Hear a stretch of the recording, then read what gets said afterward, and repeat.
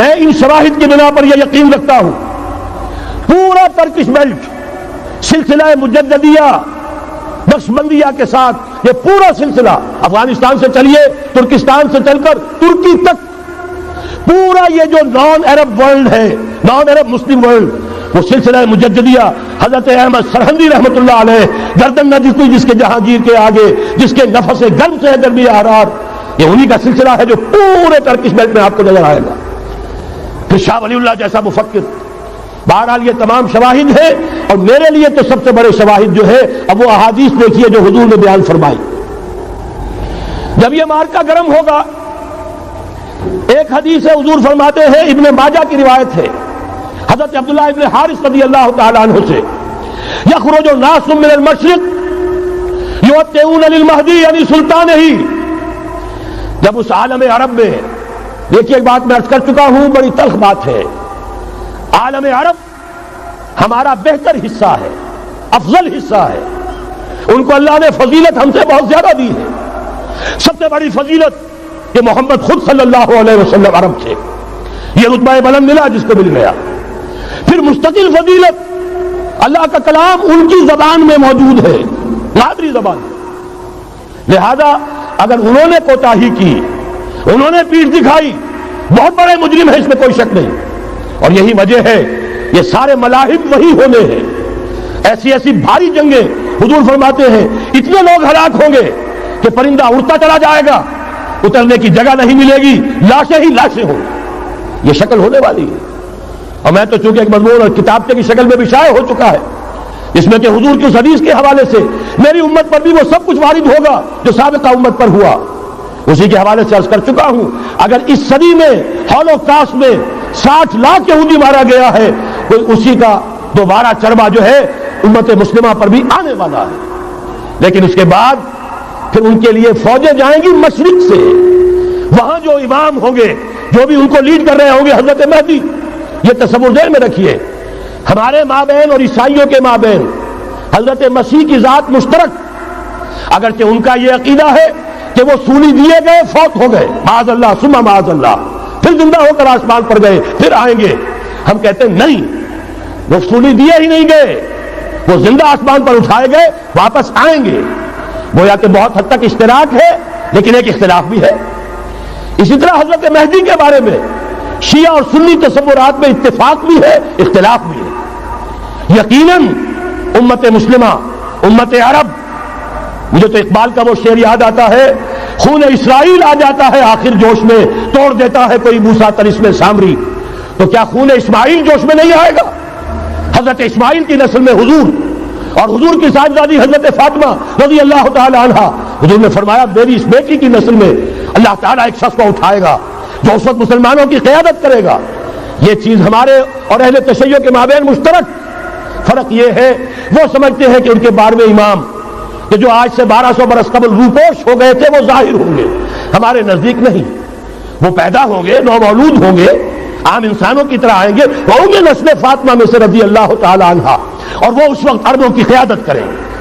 خون اسماعیل آ جائے گا آخر جوش میں اور کوئی حضرت مہدی وہ آئیں گے اور اٹھیں گے اور قیادت کریں گے دجال سے مقابلہ کریں گے اور اس ملاحم کے اندر قیادت فرمائیں گے.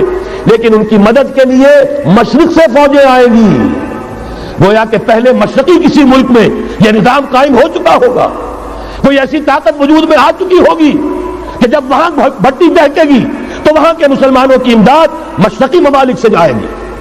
اور ایک دوسری حدیث میں یہ تو ترمذی کی روایت ہے کتب حدیث میں تیسرے نمبر پر کتاب یہی ہے صحیح بخاری صحیح مسلم پھر یہ جامع ترمذی. اس میں حضرت ابو ہریرہ سے روایت ہے یخرج من خراسان رایات سود.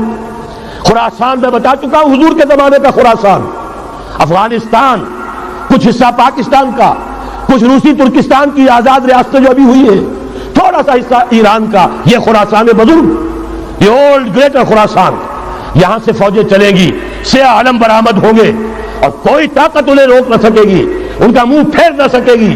یہاں تک کہ وہ ایلیا حضور کے زمانے میں یروشلم کا نام تھا یہاں تک کہ ایلیا میں جا کر نصب ہو جائے. گویا کہ یہ جو ہمارے ہاتھ سے نکلا ہے قبضے سے پہلے بھی عربوں کے ہاتھوں سے نکلا تھا بیت المقدس یروشلم عرب واپس نہیں لے سکے تھے. کرد خون صلاح الدین ایوبی اس نے واپس لیا. عربوں میں دم نہیں رہا تھا, عیاشیوں کی وجہ سے کھوکھلے ہو چکے تھے. میں تجھ کو بتاتا ہوں تقدیر امم کیا ہے, شمشیر و ثنا اول, طاؤس و رباب آخر. یہی وجہ ہے کہ تقریباً 20 صدی کے بعد ان کی حکومت ختم. آسمارا حق بود در خون بارت بر زمین بر زوال ملک مستعصم امیر المومنین. یہ ہوا کہ نہیں ہوا؟ جبکہ آئے ہیں تاتاری ہورس, اور جنہوں نے کہ آخری خلیفہ بنو عباس اسے محل میں سے نکالا, ایک کھال کے اندر لپیٹ کر اور اپنے گھوڑوں کے سوؤں تلے کچل دیا. عرب معزول کر دیے گئے تھے, لیکن اب دوبارہ عربوں کو جب سہارا ملا ہے, لیکن اب بھی انہوں نے کہیں اسلام قائم نہیں کیا. کوئی روس کا غلام رہا, کوئی امریکہ کا غلام رہا, کسی نے اس کا ساتھ دیا, کسی نے اس کا ساتھ دیا. تہذیب ہے تو مغربی, تمدن ہے تو مغربی, وضع میں تم ہو نصارہ تو تمدن میں ہنود. یہ مسلمان ہیں جنہیں دیکھ کے شرمائے یہود. یہی معاملہ جب ان کا ہوا تو اب اللہ تعالیٰ کی طرف سے ان کے اوپر وہ عذاب کی بھٹی گرم ہونے والی ہے. لیکن اس کے بعد پھر یہاں سے جائیں گے وہ جو ان کی مدد کریں گے, اور یہ ایلیا کو واپس لینے والے, یہ مشرق سے چلنے والے لشکر ہوں گے. یہ 2 حدیثیں ابھی سن لیجئے. اور تیسری حدیث یہ ہے, حضور نے فرمایا, یہ سنن نسائی کی روایت ہے, قال رسول اللہ صلی اللہ علیہ وسلم عصابتان من امتی احرزهم اللہ من النار احرزهم اللہ من النار. میری امت کے 2 لشکر ایسے ہوں گے جنہیں اللہ نے آگ سے نجات دے دی ہے, پہلے ہی سے ڈکلیئرڈ ہے. عصابت تغزو الہند, ایک لشکر کے جو ہند پر حملہ آور ہوگا, وعصابت تکون مع عیسیٰ ابن مریم علیہ السلام, اور دوسرا لشکر وہ ہے جو حضرت عیسیٰ کے ساتھ جا کر اور ان کے ساتھ مل کر یہودیوں کے خلاف جنگ کرے گا. میں اس حدیث کا جو مطلب سمجھتا ہوں واللہ عالم, یہ اسی علاقے میں جب انقلاب آ جائے گا, یہ علاقہ خراسان اور پاکستان, جب یہاں نظام خلافت قائم ہوگا, یہاں سے اسلام کی توسیع ہوگی, اور یہاں سے جانب مشرق ہند اور جانب مغرب یہ جو یہودیوں کا سیلاب آ رہا ہے, ان دونوں کا مقابلہ کرنے کے لیے انشاءاللہ العزیز. ورنہ یہ عصابتان جو ہے ایک حدیث میں جمع کرنے کی کوئی اور حکمت ہو نہیں سکتی, ورنہ تو ہندوستان پہ کئی لشکر آئے ہیں. لیکن یہ کہ در حقیقت اسی وقت جبکہ عالم عرب میں وہ بھٹی دہکے گی, اسی وقت یہاں انقلاب آ چکا ہوگا. ایک طرف یہاں سے مدد کے لیے لشکر جائیں گے کہ جو مسلمان عرب جو ہے ان کی مدد کریں گے, حضرت مہدی کے جھنڈے تلے لڑیں گے, حضرت مہدی کی حکومت کو مستحکم کریں گے, جو اتبعون للمہدی. دوسری طرف وہ ہندوستان کی طرف پیش قدمی کریں گے, اور یہیں سے جیسے اس وقت سیلاب نکلا تھا جزیرہ نما عرب سے, ایک داہنی طرف ایک بائیں طرف, ایران, افغانستان, ترکستان, ادھر مصر, لیبیا, الجزائر, مراکش, موریتانیہ, اسی طریقے سے انشاءاللہ اسی علاقے سے اس کا آغاز ہوگا اور بات آگے بڑھے گی. تو غرض اصل حاصل کیا ہے؟ یہ ہونا ہے, پچھلے آثار ثابت کر رہے ہیں کہ ہونا ہے, حضور کی احادیث بتا رہی ہے کہ یہی سے ہونا ہے. ہوا صرف یہ ہے ہم بھٹک گئے, ہمیں اپنی منزل یاد نہ رہی. میں تو بہرحال ان لوگوں میں سے ہوں جنہوں نے نعرے لگائے تھے پاکستان کا مطلب کیا, لا الہ الا اللہ. میں سن 46 میں یہاں حبیبیہ ہال میں قائد اعظم نے مسلم سول فیڈریشن کے جس اجلاس کو خطاب کیا تھا, ضلع حصار سے جو 2 ڈیلیگیٹ آئے تھے ان میں سے ایک میں تھا. میں نے بہرحال اس تحریک میں بھی حصہ لیا ہے, ایک ننھے کارکن کی حیثیت سے لیا ہے, پھر حالات کو بدلتے اپنے آنکھوں سے دیکھا ہے. ہم کہاں سے کہاں جا پہنچے ہیں. ضرورت صرف اس بات کی ہے کہ آج ہمارا حال یہ ہے, ہماری قیادت, ہماری سیاست ان لوگوں کے ہاتھ میں ہے کہ وہ فریب خوردہ شاہی کے پلاح و کرگسوں میں اسے کیا خبر کہ کیا ہے, تب وہ تاب جاویدانہ. ان کی تہذیب مغربی, ان کی ذہنیت مغربی, ان کی وضاقتہ مغربی, ان کا تمدن مغربی, ان کی سوچ مغربی, ان کے سارے اطوار مغربی.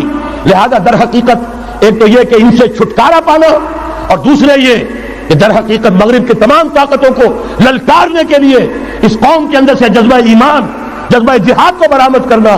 یہ 2 کام ہیں جو کرنے ہیں, اور اگر ہم یہ کر لیں گے, جیسا کہ میں نے آیت آپ کو سنائی تھی, اللہ کا کوئی وعدہ غیر مشروط نہیں. ایمان اور عمل صالح, ایمان اور جہاد, یہ وعدے پورے کرو گے تو اللہ کا وعدہ بھی پورا ہوگا. لیکن ظاہر بات ہے جیسے یہودیوں نے یورپ کو فتح کیا اور آج وہ مغرب یہودیوں ہی کے زیر